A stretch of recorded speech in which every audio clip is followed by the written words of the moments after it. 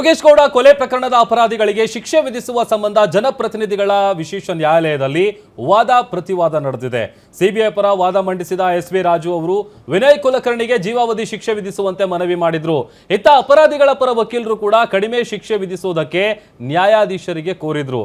ಎಲ್ಲಾ ವಕೀಲರ ಹೇಳಿಕೆ ದಾಖಲಿಸಿಕೊಂಡ ನ್ಯಾಯಾಲಯ ನಾಳೆಗೆ ಶಿಕ್ಷೆ ಪ್ರಮಾಣ ತೀರ್ಪನ್ನ ಕಾಯ್ದಿರಿಸಿದೆ.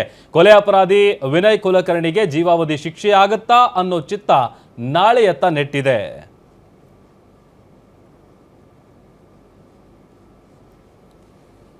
ಇನ್ನು ಜಡ್ಜ್ ಎದುರು ವಿನಯ್ ಕುಲಕರ್ಣಿ ಕಣ್ಣೀರು ಹಾಕಿದ್ದಾರೆ. ನಾನು 27 ವರ್ಷದಿಂದ ರಾಜಕಾರಣಿಯಾಗಿದ್ದೀನಿ. ನನ್ನ ಜನ್ಮದಲ್ಲಿ ನಾನು ಯಾರಿಗೂ ಕೂಡ ಕೇಡು ಬಯಸಿದಂಥ ವ್ಯಕ್ತಿಯಲ್ಲ. ನನ್ನ ರಾಜಕೀಯ ಬೆಳವಣಿಗೆ ಸಹಿಸಲಾಗದೆ ಈ ತರ ಮಾಡಿದ್ದಾರೆ. 3 ಸಲ MLA ಆಗಿದ್ದೀನಿ, 1 ಸಲ ಮಂತ್ರಿ ಆಗಿದ್ದೀನಿ. ನನ್ನ ಕುಟುಂಬದ ಇತಿಹಾಸ ಒಳ್ಳೆಯದಿದೆ. 2 ಹೆಣ್ಮಕ್ಳಿದ್ದಾರೆ, ಒಬ್ಬ ಮಗ ಇದ್ದಾನೆ. ನಾನು ಕ್ಷೇತ್ರಕ್ಕೆ ಹೋಗದ ರೀತಿ ಮಾಡಿದ್ದಾರೆ. 3000 ಹಸುಗಳಿವೆ ಅಂತ ವಿನಯ್ ಕುಲಕರ್ಣಿ ಅವರು ಜಡ್ಜ್ ಮುಂದೆ ಗಳಗಳ ಅಂತ ಕಣ್ಣೀರು ಹಾಕಿದ್ದಾರೆ. ಹಾಗಾದ್ರೆ ಸಿಬಿಐ ಪರ ವಾದ ಏನು ಅನ್ನುವಂಥದ್ದನ್ನು ನೋಡ್ತಾ ಹೋಗೋದಾದ್ರೆ, ಸಿಬಿಐ ಪರ ಹೆಚ್ಚುವರಿ ಸಾಲಿಸಿಟರ್ ಜನರಲ್ ಎಸ್.ವಿ. ರಾಜು ಅವರು ವಾದವನ್ನ ಮಂಡಿಸಿದ್ರು.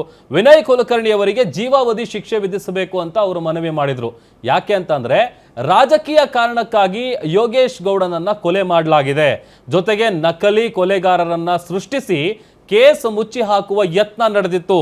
ವಿನಯ್ ಕುಲಕರ್ಣಿ ಅವರು ನ್ಯಾಯಾಂಗ ವ್ಯವಸ್ಥೆಗೆ ವಂಚಿಸುವ ಕೆಲಸ ಮಾಡಿದ್ದಾರೆ. ಇದು ಕ್ಷಮಿಸಲಾರದ ಕೃತ್ಯ. ಜೀವನ ಪರ್ಯಂತ ಶಿಕ್ಷೆ ವಿಧಿಸುವಂತೆ ನಾನು ಕೋರ್ತಾ ಇದ್ದೀನಿ ಅಂತೇಳಿ ಅವರು ವಾದ ಮಾಡಿದಂಥ ಪರಿ ಇದು.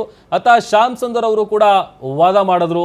ಅಪರಾಧಿಗಳ ಪರ ಹಿರಿಯ ವಕೀಲ ಎಸ್ ಶ್ಯಾಮ್ ಸುಂದರ್ ಅವರು ವಾದ ಮಾಡಿದಂಥ ಸಂದರ್ಭದಲ್ಲಿ ಸಣ್ಣ ಮಕ್ಕಳು ಮತ್ತು ವಯಸ್ಸಾದ ಪೋಷಕರಿದ್ದಾರೆ. ಇಡೀ ಪ್ರಕರಣವು ಸಾಂದರ್ಭಿಕ ಸಾಕ್ಷಿಗಳನ್ನು ಆಧರಿಸಿದೆ. ಜೀವನ ಪರ್ಯಂತ ಶಿಕ್ಷೆಗೆ ಅವಕಾಶ ನೀಡಬಾರದು. ಜನರು ಒಲವು ಗಳಿಸಿರೋದೇ ವಿನಯ್ ಕುಲಕರ್ಣಿ ಅವರ ಒಳ್ಳೆಯತನ. ವಿನಯ್ ಅವರು ತೆರಿಗೆ ಪಾವತಿಸ್ತಾ ಇದ್ದು ಕೃಷಿಕರಾಗಿದ್ದಾರೆ. 3000ಕ್ಕೂ ಅಧಿಕ ಆಕಳು ಅಥವಾ ಎಮ್ಮೆ ಇದೆಲ್ಲವನ್ನು ಕೂಡ ಅವರು ಸಾಕಿದ್ದಾರೆ. ಇದೆಲ್ಲವೂ ಅವರ ಒಳ್ಳೆಯತನಕ್ಕೆ ಒಂದು ರೀತಿ ನಿದರ್ಶನ. ಸುಧಾರಣೆಯ ನಿಟ್ಟಿನಲ್ಲಿ ಅವರಿಗೆ ಕಡಿಮೆ ಶಿಕ್ಷೆಯನ್ನ ವಿಧಿಸಬೇಕು ಅಂತೇಳಿ ಅತ ಸಿಬಿಐ ಪರ ವಕೀಲರು ಜೊತೆಗೆ ಅಪರಾಧಿಗಳ ಪರ ವಕೀಲರು ವಾದ ಪ್ರತಿವಾದ ಮಾಡಿದ್ದಾರೆ.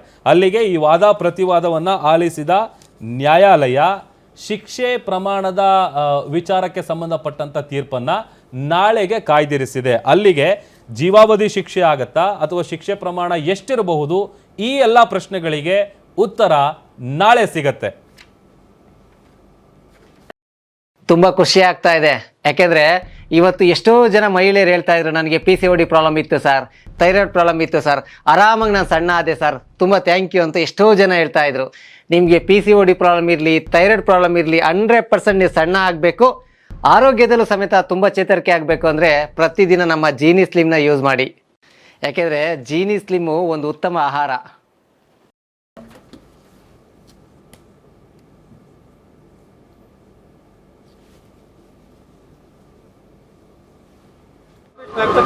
ನಮ್ಮ ತಮ್ಮಗೆ ನಮ್ಗೆ ನ್ಯಾಯ ಸಿಕ್ಕತ್ತಂತ ಹೇಳ್ತಾರೆ. ಈ ಕೇಸಿಗೆ ನಮ್ಮ ತಾಯಿ ಅಪೀಲ್ ಮಾಡಿದ್ಲು. ನಮ್ಮ ತಾಯಿ ಇದಾದ್ಮೇಲೆ ನಮ್ಮ ಅಣ್ಣಾರು ಮಾಡ್ಕೊಂಡು ಎಲ್ಲ ಮಾಡ್ಕೊಂಡ್ರು. ನಮಗೆ ಗುರುರಾಜಿ ಬಸವರಾಜ್ ಕೊರವರು ಆಮೇಲೆ CBI ಸರ್ ಎಲ್ಲರೂ ಸಪೋರ್ಟ್ ಮಾಡಿದ್ರೆ ನಮ್ಮ ಕೇಸ್ ಸ್ಟ್ಯಾಂಡ್ ಆಗೈತಿ. ನಮ್ಮ ತಮ್ಮಗೆ ಅವಾಗ ಸಿಗಬೇಕಾಗಿತ್ತು. ನಮ್ಮ ತಮ್ಮ ಮೋಸ ಅನ್ಯಾಯ ಆಗಿದ್ದಕ್ಕೆ ಅದಕ್ಕೆ ಕಾನೂನು ಇದೆ, ಎಲ್ಲ ಇದೆ. ಮಾಡಿದ ಅಪರಾಧಿ ನಾನು ಅಪರಾಧಿ ಮಾಡಿಲ್ಲ ಅಂತೇಳಿ ಅವ್ನು ಹೇಳಿದ್ರು. ಅವ ಇಷ್ಟೆಲ್ಲ ಅವ್ನು ಅಧಿಕಾರಿ ಇದ್ದಿದ್ದಕ್ಕೆ ಅವನ್ನೆಲ್ಲ ಮುಚ್ಕೊಂಡೋಗಿತ್ತಂತೆ ಅವ್ನು ತಿಳಿದಿದ್ದ. ಅದಕ್ಕೆ ದೇವರ ಇದ್ದಾನೆ. ನಮ್ಮ ತಮ್ಮಗೆ ನ್ಯಾಯ ಸಿಕ್ಕಿದ್ದಕ್ಕೆ ನಾವು ಖುಷಿ ಪಡ್ತೇವೆ.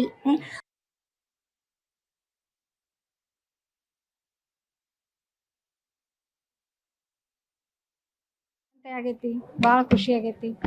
ಮತ್ತು ನ್ಯಾಯಾಲಯ ನಮಗೆ ತೀರ್ಪು ಕೊಟ್ಟಿದ್ದಕ್ಕೆ ಭಾಳ ಧನ್ಯವಾದ. ಮತ್ತು ಬಸಣ್ಣ ಇಬ್ಬರು ಬಸಣ್ಣಗಳಿಗೆ ನಮಗೆ ಭಾಳ ಥ್ಯಾಂಕ್ಸ್ ಹೇಳ್ತೀನಿ. CBI ಸರ್ಗೂ ನಾನು ಥ್ಯಾಂಕ್ಸ್ ಹೇಳ್ತೀನಿ.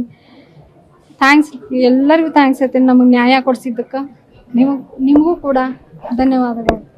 ನೀವು ಭಾಳ ಹೆಲ್ಪ್ ಮಾಡಿರಿ ನಮ್ಮ ಅಣ್ಣರಿಗೆ. ಥ್ಯಾಂಕ್ಸ್ ರೀಪ್ಪ ನಿಮಗಷ್ಟೇ. ಮೇಡಮ್, ಶಿಕ್ಷೆ ಪ್ರಮಾಣ ಎಷ್ಟು ಆಗಬಹುದು ಅಂತೇಳಿ ಇವತ್ತು ಆ ತೀರ್ಪು ಬರುತ್ತೆ ಅಂತೇಳಿ, ಬಟ್ ಅದು ನಾಳೆಗೆ ಕಾಯ್ದಿರಿಸಲಾಗಿದೆ. ಎಷ್ಟು ಶಿಕ್ಷೆ ಪ್ರಮಾಣ, ಜೀವಾವಧಿ ಶಿಕ್ಷೆ ಆಗ್ಬೋದಾ ಅಥವಾ ನಮಗೆ ಕೇಳಿದ್ರೆ ಪಾಪ ನ್ಯಾಯಾಧೀಶರು ಬಟ್ ಈಗ ಜೀವಾವಧಿ ಅನ್ನೋದ್ರ ಬಗ್ಗೆನೂ ಕೂಡ ಭಾಳಷ್ಟು ಕನ್ಫ್ಯೂಷನ್ಸ್ ಇದೆ. ಜೀವಾವಧಿ ಶಿಕ್ಷೆ ಅಂದರೆ ಸಾಯೋವರೆಗೂ ಜೈಲಲ್ಲಿ ಇರೋದಾ ಅಥವಾ 14 ವರ್ಷನಾ 20 ವರ್ಷನಾ ಅಂತ. ಬಟ್ ಕೆಲವೊಂದು ಈ ವಿಚಾರದಲ್ಲಿನೇ ಕೋರ್ಟ್ಗಳಲ್ಲಿ ಹಲವಾರು ದಾವೆಗಳಲ್ಲಿ ಹಲವಾರು ರೀತಿಯಾದಂಥ ಅಭಿಪ್ರಾಯಗಳು ವ್ಯಕ್ತವಾಗಿದೆ.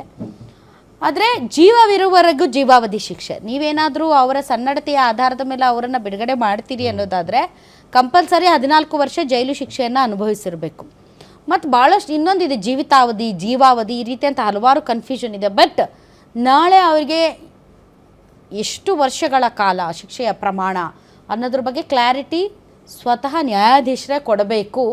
ಬಟ್ ಆ ಶಿಕ್ಷೆಯ ಪ್ರಮಾಣವನ್ನು ಕಡಿಮೆ ಮಾಡುವ ನಿಟ್ಟಿನಲ್ಲಿ ವಿನಯ್ ಕುಲಕರ್ಣಿ ಪರ ನ್ಯಾಯವಾದಿಗಳು ಅದನ್ನು ಇವತ್ತು ಕೂಡ ಸುದೀರ್ಘವಾಗಿ ಅವರು ಕೂಡ ವಾದ ಮಂಡನೆಯನ್ನು ಮಾಡಿದ್ದಾರೆ. ವಿನಯ್ ಕುಲಕರ್ಣಿ ಕೂಡ ಗಳಗಳ ಅಂತ 10 ನ್ಯಾಯಾಧೀಶರ ಮುಂದೆ ಬೇಡ್ಕೊಂಡಿದ್ದಾರೆ.